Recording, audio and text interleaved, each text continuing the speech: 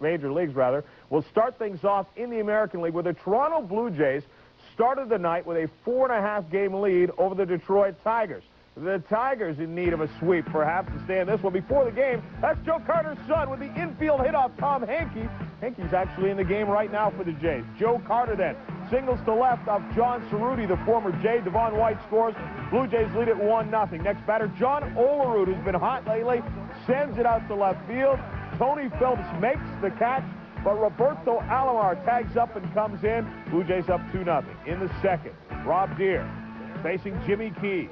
Solo home run. The guy's hitting below 200, but he's got 22 home runs on the year. Tigers down just 2-1. In the sixth, still 2-1. Cecil Fielder rips Jimmy Key's pitch, but it is foul. Simply crushed off the facade of the upper deck. Fielder then strikes out at the ball in the dirt. And right now, as I said, Tom Henke is on for the Jays in the ninth, trying to nail it down. New York actually led this game at 1.5-0. Carlton fifth delivers the single here. Joey Cora is in. Tim Raines as well. Then in the fifth, watch the great job by Cora. This pitch is practically at his head. He still gets the bat on the ball, and on the squeeze, Pasqua comes in to score to break the tie. 6-5, the White Sox have rallied, down 5-0. 6 unanswered runs. Mike Huff driven in 2 runs. Robin Ventura with an RBI. And Carlton Fisk, you saw, driving in 2. In the mound for Milwaukee, was moving along until the fourth. Game is tied at 2. Chris Hoyles with a double. To left field, Chito Martinez is in. 3-2, the Orioles on top. 2 batters later, it's 4-2. Mike Devereaux reaches. Hits this single. It scores Hoyles 5-2. Tom Trebelhorn watching it slip away. 5-2, same inning. Cal Ripken Jr. rips this one. Darrell Hamilton dives, but cannot come up with the ball. It drops in there. 2 runs come in, 7-2. They get 6 runs in the fourth inning. He started to roll in this game. Johnny Oates, the Orioles, missed with his team up 10-5. That's where they stand now in the 7th. Chito Martinez also has a home run, his 5th of the year. The Red Sox and the Kansas City Royals. Mike Boddicker facing his former mate with the Red Sox. Runners at first and second. Jack Clark swinging at the high pitch. Second out of the inning. Next batter is Mike Greenwell. Greenwell gets sawed off, breaks the bat here, and decides to carry it. Shumpert makes a great play. Look, he's still got the bat in his hand by the time he gets to first. Might have slowed him down. Sox manager Joe Morgan looking for a little help, but doesn't get it here. Bill Pecota lines this shot. Solo home run to left. 3-0 Royals. Mike Gardner has been struggling since coming off the DL. Shumpert helps out with the bat as well. Knocks a double to left. David Howard comes in. 4-0 Royals in the third. Bill Fishner putting in the call. He needs some help out of the bullpen. 5-0 is the score in the 6th inning of this game. Terry Shumpert driving in the run. Mike Boddicker has not lost in a month. The Royals are 15-5 in their last 20 games. Gary Thurn, meanwhile, is placed on the 15-day disabled list. Cleveland Indians and the Texas Rangers. Texas up 6-5 in this game. Juan Gonzalez with a solo home run, number 19 on the year. Ruben Sierra has driven in a run, scored a run. Kevin Reimer, 3-run home run, number 8 on the year, come back. So the Blue Jays win. Tom Henke with save number 24. That is a major league record, even though they only started keeping the record in 1988. So the Jays' lead in the East is now at 5.5 games. Stay with us. Back riverfront in Cincinnati, where the Reds realistically back in the race. Defense, though, keeping it going early as the Dodgers have struggled on the road. Mike Scioscia drives it to the wall. Paul O'Neill thinks the wall is back there, reaches out, tries to get it. Great catch.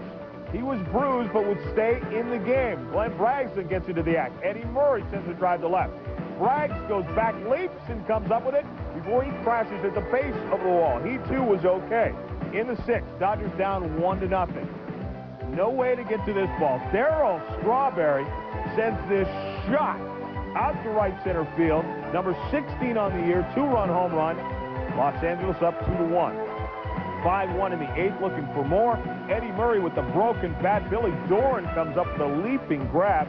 That's the way it's gone for Eddie Murray lately, but the Dodgers win it 5-2. Oral Hershiser, his first win since July the 6th. Darryl Strawberry you saw with a home run. Lenny Harris also had a 2-run home run and drove in 3 runs in the game. Glenn Braggs with 2 runs batted in, had his 3rd home run in 2 days. The Reds fall 6.5 behind the Dodgers.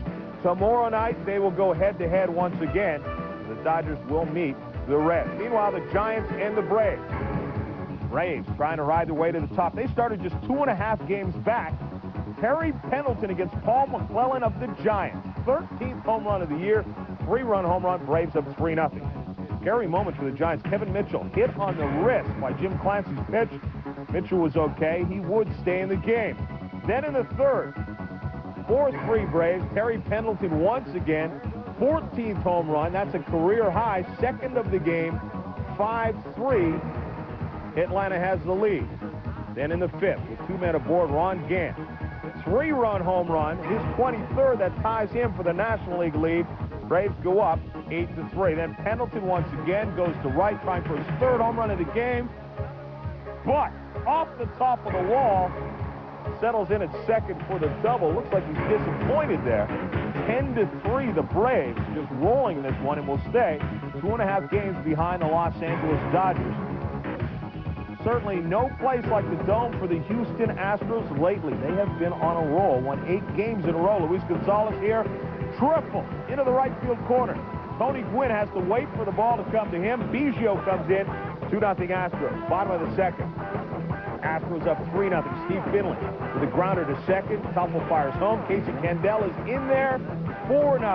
Darryl Kyle gets good defense behind him. Tony Fernandez at the plate. Eduardo Cedeno starts the 6th. 4-3 double play. The Astros stretching just like that at first. Trying to stretch that streak to 9 games. He's still leading 4-0 on Calderon. Has driven in 2 runs. Tim Wallach has driven in 2 runs as well. Dave Martinez has scored 2 runs in the game. Felix Jose singled in Gerald Perry. And Todd Zeile singling Ray Lankford. That's why it's a close game right now. 6-5 in the 6th. Chicago and Philadelphia. Now a 2-1 game. The Cubs have just gone on top. Andre Dawson has driven in a run. Dickie Thon with the run batted in for the Phillies in this game. The Phillies 6-game winning streak. And going before the game, the longest for the club since 1986. Stay with us. When we come back, we'll get out to the 2nd half of our Tuesday night doubleheader.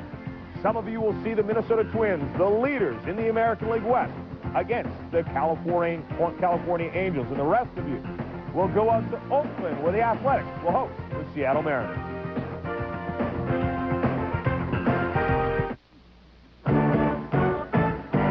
Leagues have gotten better and better every year, and one of the things that has made him better is his ability to hit the other way. He is so strong that once he stopped trying to pull, all he had to do is make contact and hit it out of here like that, right to the deepest part of the field. So Kevin, as the night continues. Coming up next, the 2nd half out to Anaheim, California, but a couple of National League games we want to update. The Montreal Expos facing the St. Louis Cardinals. And the Cardinals need the victory now, knowing that the Pittsburgh Pirates have come up with a victory over the Mets.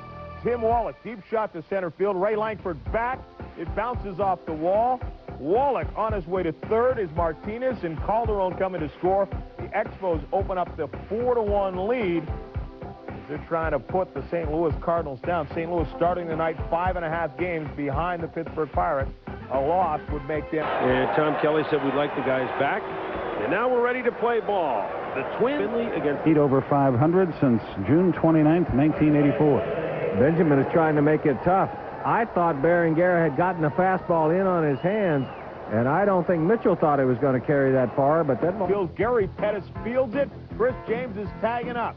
The throw comes to the plate. Rodriguez has it, but the hand is in there, says the umpire. Rodriguez obviously in disagreement. Gone!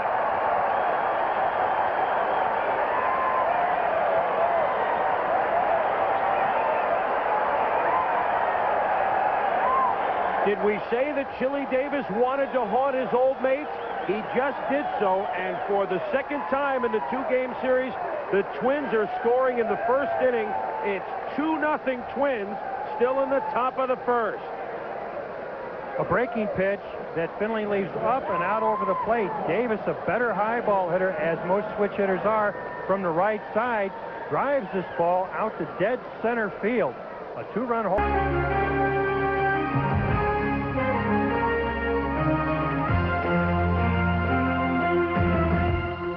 Coming up on SportsCenter, we think you should keep your eye on a couple of things, like the Winfield Watch. Did Big Dave hit number 400? If that isn't enough to wake you up, how about a monster shot by Cecil? You say that's nothing to phone home about? Well, how about another long day for the U.S. hoopsters in Havana? If that's not a hit, we'll show you a chief who is no longer on hold, and we'll bring you baby Blue Jays. So ride on over and bring your friends to that topsy-turvy world of SportsCenter next. Welcome to SportsCenter. Along with Jack Edwards, I'm Ann Montgomery. Baseball's a bit in the Sky Dome where the Jays had to face this ominous sight. Yes, Cecil Fielder feasting on all kinds of pitching this year, but the Tigers, they're going to need some help. They trail the Toronto Blue Jays by 5.5 games and have but 5 games left against Toronto this season. Detroit got terminated at Sky Dome Tuesday night. It seems that unless someone drops a truck full of liquid nitrogen on Tom Henke, there's no Eastern team that can bring the Jays to their knees. How do you hit Henke? Appeal to his heart. Little Jason Carter, Joe's son, steps up and reaches Henke for an infield single. In the bottom of the first of the real game, Dad comes up and singles to center against former Blue Jay John Cerruti. It's 1-0 Toronto. The next man up, John Olerud. Rides one to left. Tony Phillips is on the go. He has it. Good. Rob Deere is hitting only 184, but he's 5th in the league in homers. This is number 22 coming off Jimmy Key. Climb the wall to no avail. It's 2-1. Cecil Fielder leads the American League in homers. He whales one here. It's foul, though, off the facade of the mezzanine. Fielder would fan. Henke isn't so charitable in the 9th. Milt Kyler at the plate tries to bunt his way on. Roberto Alomar has it to end it. The final from Sky Dome, Toronto 2, Detroit 1. Tom Henke saves his 24th game in 24 opportunities. This is a record only because records on save opportunities were not kept officially until 1988. You'll remember the Tigers' Guillermo Hernandez was successful in each of his first 32 save opportunities before blowing one on the final day of the 1984 season. Ann? While the Los Angeles Dodgers do still lead the NL West, they have certainly started to look more like a team that could eventually get run over. Heading into Wednesday's action, the Atlanta Braves stood just 2.5 games back. With Tuesday's 10-6 win in Cincinnati, the third-place Reds moved to within 5.5 games of the Dodgers. And considering LA's recent run of problems on artificial turf, the Dodgers might not have been looking forward to Wednesday night's tilt at Riverfront. Reds outfielders went to the wall for Kip Gross, and I mean that literally. Mike Scioscia at the plate sends a drive into right field. Watch Paul O'Neill. He makes the catch, but crashes into the wall in the process. It looks bad, but O'Neill was okay. A mirror image here. Eddie Murray drives one to left. Glenn Braggs makes the catch, crashing into the wall. 2-2 was all right. Tommy Lasorda says, give me a break, guys. The Dodgers down 1-0 in the 4th. And Darryl Strawberry says, no problem, Tommy. No Reds outfielder can come close to this one. It's a 2-run homer. The Dodgers lead 2-1. Now, LA still led by 1 in the 6th when Lenny Harris lines a bullet to right. On the right field line, if it's fair, that's trouble. It is gone. It's out. A 2-run homer. It's 4-1 LA. Hard luck Eddie Murray can't buy a break. Murray is robbed by Bill Doran. But the Dodgers win despite the Reds' offense. The Dodgers down the Reds 5-2 and snap a 4-game losing streak in the process. It was a rare road win for L.A. The Dodgers are 3-13 away from home. Shortstop Alfredo Griffin underwent surgery. Eddie Murray and Juan Samuel pretty much carried the Dodgers on their backs. But then Eddie and Juan started to stumble at the plate. Never fear, though. Brett Butler and Darryl Strawberry had pretty much picked up the slack. In Atlanta, the Braves faced the Giants, and things were not as upside down as they appeared. The Braves trying to ride their way to the top of the NL West by flexing their muscles. In the first, Terry Pendleton say goodbye to this one. A 3-run homer, his 13th. This one off Paul McClellan. It put the Braves on the board. And in the third, Pendleton, he liked it so much the first time he did it again. A solo shot this time, his 14th. That's a career high. In the 5th, Ron Gant dials long distance as well. A 3-run shot, his 23rd, tying him to the National League lead. That put Atlanta up 8-3. Then in the 6th, Pendleton trying for his 3rd home run of the game. It's long, but not long enough. It goes off the wall and right. Pendleton settles for a double. He went 4 for 4 as the Braves beat the Giants 10-6. Atlanta, third baseman, is batting over 100 points better than his 1990 average as a Redbird. He's hit twice as many homers. He has 14. That's a career high. He scored 23 more runs and has more RBI. I guess you could say Terry enjoys the launching pad. Jack? Not much to enjoy for Mets fans these days. Broken ankles abound in Queens. Followers of the Mets are jumping off the bandwagon, and they're beginning to call for Bud Harrelson's head. There were more than 16,000 empty seats at Shea Tuesday night for the opener of a vital 3-game series against the first-place Pirates. The hopes of the Mets have turned to disappointment. Sid is sad on this night. Fernandez pitches to Bobby Bonilla in the second inning of a 0-0 game. Bonilla lines it deep to left. Kevin McReynolds on the run, makes the catch, and meets the wall. 2 batters later, it's Lloyd McClendon at the plate. Mash to left field. His 7th dinger of the season. Barry Bonds scores ahead of McClendon. It's 2-0 Bucks. Unable to hit against Randy Tomlin, the Mets invent a run. Hubie Brooks gets in a rundown. Jose Lean will tag him for the final out of the inning, but not before McReynolds scores from third to make it 2-1. Randy Tomlin owns the Mets, though. The quiet one silences New York's bats, firing a 4-hitter. Tomlin improves to 7-4 on the season. The final from Shea, the Pirates 3, the Mets 1. After losing 8 straight fifth inning, Cards trail 6-3. Todd Zeile singles. Ray Langford scores. Dave Martinez comes up firing. His throw gets past Gil Reyes. Geronimo Pena tries to score. Chris Nabholz backing up the play, nails him at the plate. Still in the 5th. Felix Jose with a single to center field. Gerald Perry scores. Todd Zeile trying to come home. Marquise Grissom's throw has him at the plate. Bottom of the 6th inning. Ray Langford, fair, past first base. Rex Hudler scores, tying the game 6-6. In the 7th, the Cards have a chance to take the lead. Craig Wilson on what should be a sacrifice fly. Ray Langford takes his time coming home. Felix Jose tries to go to second on the play. He's out before Langford crosses the plate. The run doesn't count. Still, the Cards get away with it. Bottom of the 10th, Langford taps it to Larry Walker. Boots.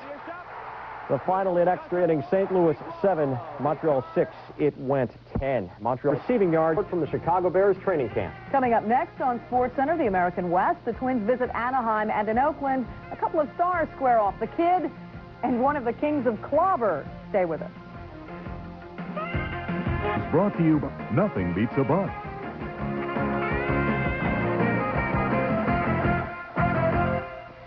The Seattle Mariners could have slipped past the A's into third place in the AL West with a win Monday night in Oakland. A victory would have also moved the M's 10 games over 500 for the first time in franchise history. But alas, the A's shut Seattle out 3-0. So Tuesday, the Mariners were hoping things would turn out differently. The Bass brothers at work early on in this one. Bottom of the first, Jose Canseco at the plate, facing Mariners starter Rich DeLucia. Jose wins this battle. He goes deep to center field, his 30th home run of the year and his 86th RBI. The A's are up by 1. The Mariners got some great defense from none other than, you could probably guess this, Ken Griffey Jr. Here off the bat of Jamie Quirk.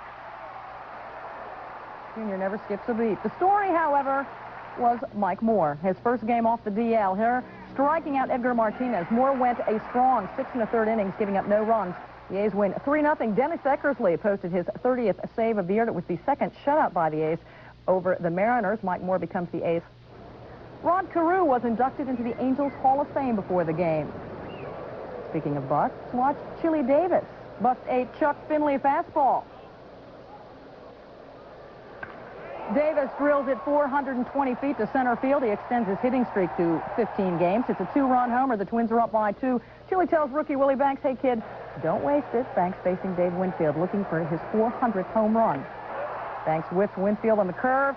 Oh, 400 for Dave. He'll have to wait a little bit. Banks line, 6 innings pitched, 6 hits, 8 Ks, and 2 walks. The Angels lose their 7th straight, the final 7-4. With the win, the Twins now have 33 road victories, matching their total from the entire 1990 season. Back in May, a White Sox player said the team had no personality. That charge just doesn't hold up in August. Chicago's Southsiders spotted the Yanks 5 first-inning runs Tuesday night. That only made the comeback more impressive. And speaking of comebacks, Bo Jackson took live batting practice for the first time since his hip injury. How bad would Kansas City look if Bo played in the American League Championship Series? The Yanks put a handful of runs on the board in the top of the first. Kevin Moss singles to center, scoring Don Mattingly and Mel Hall 5-zip. Chicago comes back in the bottom of the fourth. Mike Puff with a career-high 4 RBIs on the night goes a gap in the left center. Ron Kittle and Dan Pasqua score. Carlton Fisk drives in Joey Cora and Tim Raines. It's tied 5-5. 1 inning later, Cora, great bunt to get it down, scoring Pasqua on the squeeze. In the 8th, Fisk comes up, and the ball goes out. This is the 200th home run for Carlton Fisk in a Chicago White Sox uniform. He's the club's all-time home run leader. Stump Merrill throws in the towel and throws Alvaro Espinosa into the fray. As a pitcher, he's a pretty good shortstop, but he was as good as anyone else the Yanks had out there. The final from the new Comiskey, the White Sox 14, New York 5. White Sox have won 10 out of 12. Fisk's homer is number 362, passing Joe DiMaggio for 39th on the all-time list. The Yanks have lost 4 out of 5. Mike Boddicker used to pitch for the Boston Red Sox. Tuesday night, he was pitching against them for Kansas City. In the top of the first, he faces Jack Clark and fans him high and hard. Could the Sox have kept Boddicker for the bucks they paid Clark? Doubtful. The next man up, Mike Greenwell, gets sawed off. Terry Shumpert on his belly, fires to Boddicker covering. Great stuff. Joe Morgan looks to the heavens for help, but the only stuff coming from above is trouble for Boston. Bill Pecota rains one into the stands, his 5th home run of the year. The final from Royal Stadium, KC 6, Boston 0. Boddicker improves to 2-0 against his former team. KC wins its 3rd in a row to make it 6 wins out of 7 and 16 out of 20. Boston has lost 3 straight and 14 out of 19. The Red Sox dropped 10.5 games behind Toronto in the East. The Houston Astros are in last place in the NL West. Still, the Stros have been rolling right along. Prior to their Tuesday night affair with San Diego, Houston had a season-high 8-game winning streak in tow. The Stros have been providing magical moments in the Dome recently. This from Monday night. Bottom of the 12th, game tied at 1. Craig Biggio singles to left. Rafael Ramirez scores the winning run for the 4th game in a row. The Astros win at their final at-bat. The Astros swept a 3-game series against the Dodgers, winning all 3 games in their last at-bat. Moving to Tuesday, the fans in the Astrodome hoping to see 9 in a row. This time they wouldn't have to wait. Bottom of the 1st. With Biggio on first, Luis Gonzalez drills one into the corner and right. With Biggio digging around second, Tony Gwynn has to wait for the Korean. Biggio scores, putting the Astros up by 2. Next batter, Ken Caminetti. The broken bat single to right. Gonzalez scores, making it 3-0. Top of the 8th, 4-1 Astros. Al Osuna facing Tony Gwynn with a tying run at first. Gwynn, a grounder to first. Osuna covers.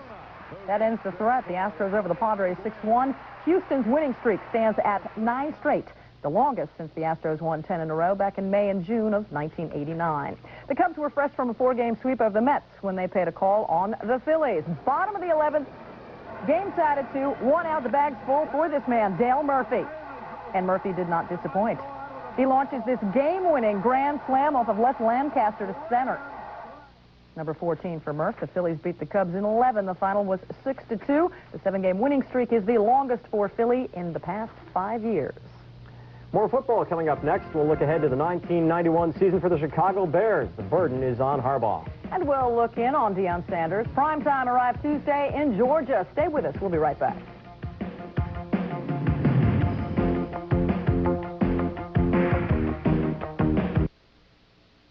Some beer companies pour their money into expensive commercials with sophisticated women and fancy horses. But at Genesee, we wouldn't even think of doing that. We pour our money into the purest water and finest grains. So which would you rather have? Less commercials or great beer? 100 bottles of beer on the wall, 100 bottles of beer. Wouldn't you rather have it, Jenny?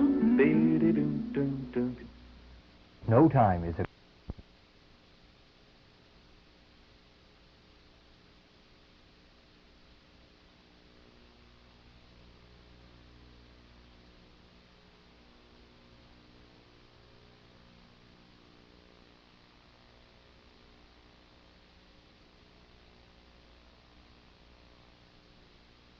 Baseball dependent races rage on. In the National League East, the Mets met the Phillies this afternoon, while tonight the Pirates were in Montreal trying to hang on to their game-and-a-half lead in the division. All the sports news coming up on Sportscenter just a little bit later on.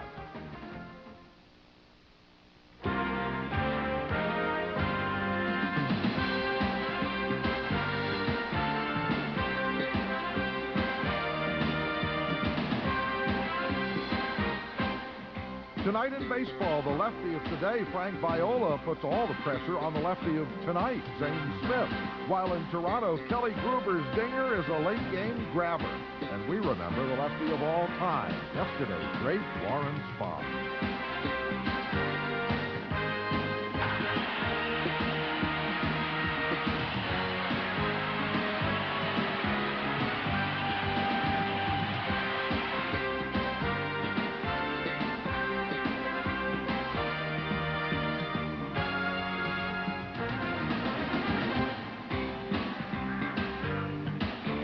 Good evening, everybody, and welcome to Baseball Tonight. I'm Dave Merritt. Tonight, Ray Knight and I are the raspy boys with our colds. We got a couple of red-hot pennant races going in the Eastern divisions. First, National League. Pressure tonight all on the Pittsburgh Pirates and their prize pickup, Zane Smith. The left-hander brought a 5-0 record as a Pirate to his old stomping grounds in Montreal tonight, which made him a perfect match for Expo rookie Chris Nabholz, 5-0 himself since being called up to the major leagues. Let's go to Stade Olympique. First batter of the game, Gary Reedus. And he loses the hard ball off of Nabholz. The Pirates take a 1-0 lead.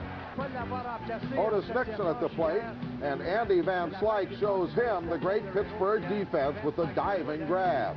And Van Slyke showed some offense, too. 15th home run of the year, good for a pair. The Pirates went up 3-0. But then the nightmare inning of Jeff King. First, Tim Wallach's bouncer gets past him. Then Marquise Grissom hits a shot that King can't quite make the play from his knees. Otis Nixon, great play by King, but double clutch, and he doesn't get to play. Then after a sacrifice fly scored a run, Spike Owen single scored a pair.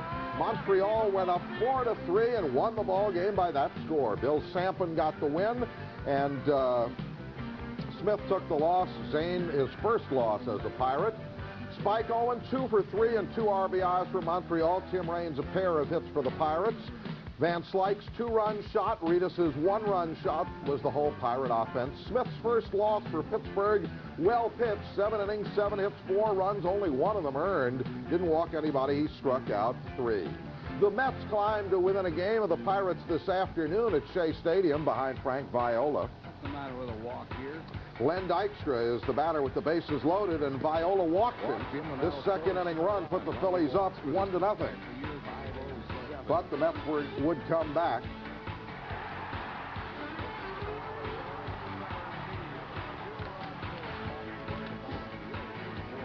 Pat Tabler ripped that single for 2. Then Viola went to work. Good glove there, robbed a hit from John Kruk, and this fastball over the corner struck out Dykstra. 9 Ks on the ball game for Viola. He went 8+ to get his 19th win of the year.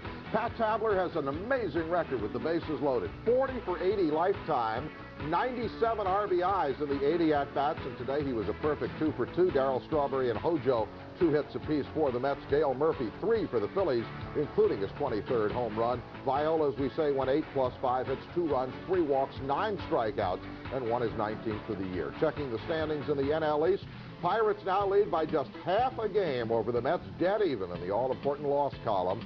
The pesky Expos are now only 6.5 games behind. Dykstra went 0 for 2 officially today, Ray. He's now hitting .335. He is now dead even with Willie McGee. The first 2 times that Dykstra came to the plate today are now with 82, and this newfound selectivity is going to help him as the batting title chase winds down. Well, I think that's the key, Dave, to why he's hitting so well this year. He's much more selective. He used to chase that fastball up in the strike zone, and you could throw him that off-speed stuff down, have a tendency to chase it. Anytime you narrow that strike zone, you have ability to put the bat on the ball. The White Sox are far enough behind Oakland that they're making few headlines on the field these days, but they made some off the field today. Their out-of-the-race position was cited as one of the reasons why General Manager Larry Himes is being asked to leave after 4 years running the ball club.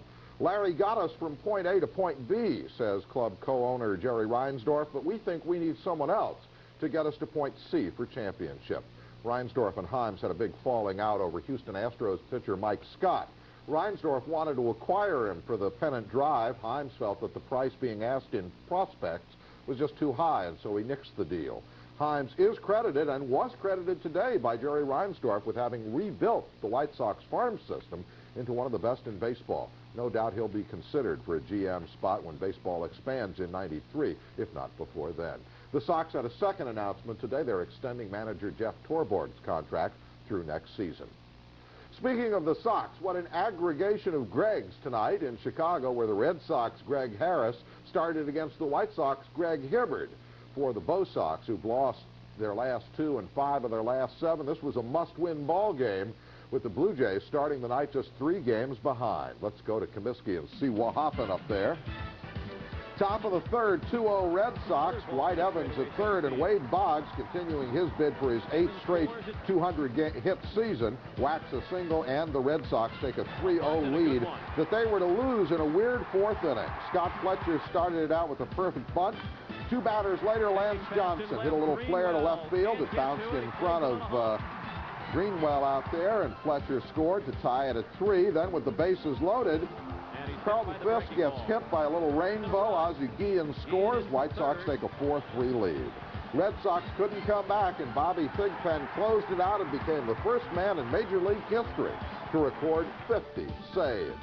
7-4 the final. Lance Johnson 3 for 4 and a pair of RBIs for the White Sox. Fisk, Calderon, and Ventura 2 hits apiece. For the Red Sox, Tony Pena and Wade Boggs 2 hits. Boggs now needs 24 to get his 200 for the year. The Jays, meanwhile, kept the pressure on Boston with their 2nd straight heart-stopping last inning come-from-behind triumph over Baltimore. Big day for the Ripken boys. Billy Ripken knocking his 3rd home run out of the yard off Boomer Wells, tied the ball game at 1. And 2 batters later, his big Bubba, Cal Ripken. Kiss it goodbye. 18th of the year for Cal. 214th of his career at shortstop. That's the all-time American League record, beating Vern Stevens. Meanwhile, the Ninja Turtle was rooting for the O's. 9th inning, Pete Harnish has runners on the corners. He's pulled by Frank Robinson and not happy about it, but he would get less happy when Kurt Schilling delivered, and so did Kelly Gruber. 3-run dinger in the bottom of the 9th, and Toronto wins it 4-3. 2nd time in a row they've had a last-inning triumph over the Orioles. Gruber's 27th home run, the big blow. Mookie Wilson a pair of hits for the Jays. For the O's, a big day, as we say, for the Ripken brothers, but that was not enough to make them celebrate.